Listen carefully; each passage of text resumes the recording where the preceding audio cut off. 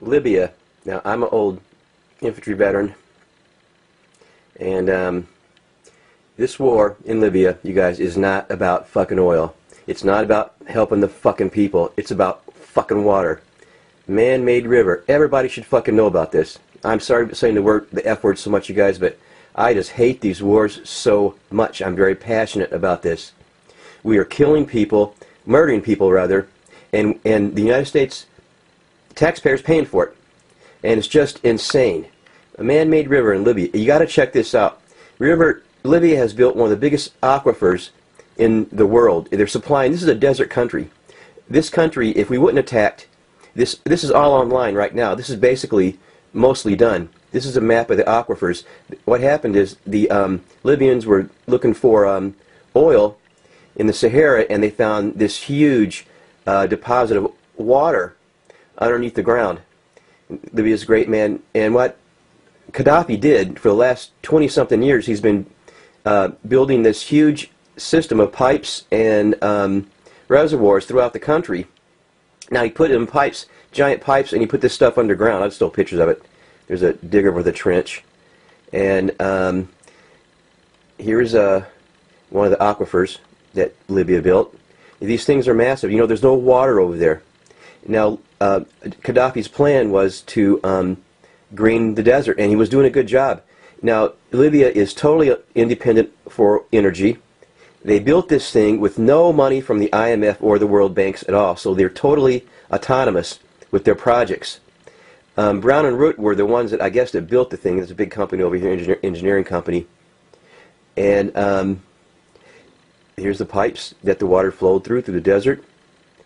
This thing had costed like $83 billion, but they did it totally without the IMF, the World Banks. Gaddafi paid for it himself, and the banks didn't want that. Number one, they don't want to feed the people in northern Africa. This little country with this water could probably feed the entire continent of Africa and the Middle East. They're going to have they had big plans of exporting much food to Europe. Get this. They're going to green the desert. And this is what this war is about. This war is not about. It's not about oil. It's not about freaking helping anybody. This war is about water.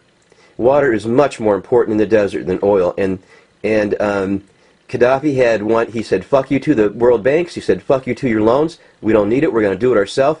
And this country probably would it would be the greatest country in the world. Now, what's going to happen is they're going to divide Libya again. You know, it's more the colonialism. They know there's two main tribes here. They're going to try to divide and conquer the tribes in Libya and divide the country, keep them a warring faction going where this water project can get no further as far as growing food. Because what they're going to do, they're bombing the whole freaking desert right now, and they're going to pollute the desert with radioactive material again, just like we did Iraq. And the people are going to be divided and conquered.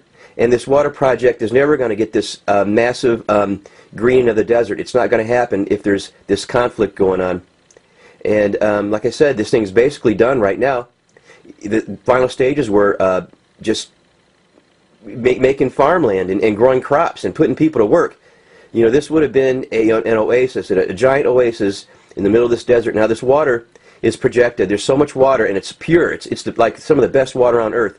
It would supply Libya for 200 years. You guys, the IMF doesn't want to hear this. The world bankers, the guys that control the world, don't want to hear this. That's why we're there, guys. Obama is nothing but a spokesman for the World Bank, the IMF, and you better look at Israel, man, because right now the UN voted for a no-fly zone, and right now Israel is flying over Gaza and dropping bombs because we've had some incidents over there, and I guess today we've had another bus bombing in Jerusalem. Now, we don't have bombings or suicide bombers in Jerusalem. Now, what happens if the UN says, well, hey, no-fly zone over Israel? And the United States can say, no, we protest. But look, the Russians and the Chinese are protesting this no-fly zone. And look, nothing happened. I mean, they can't do anything to stop it, just like we can't do anything to stop a no-fly zone over Israel. I think everybody, check out this water project. Anybody that sees this, share it with your friends and family. If anybody you know that's interested in these wars and these fake wars and how we're getting fucked over by our own government, And this water thing, it's about water. It's about fucking water. Stuck out.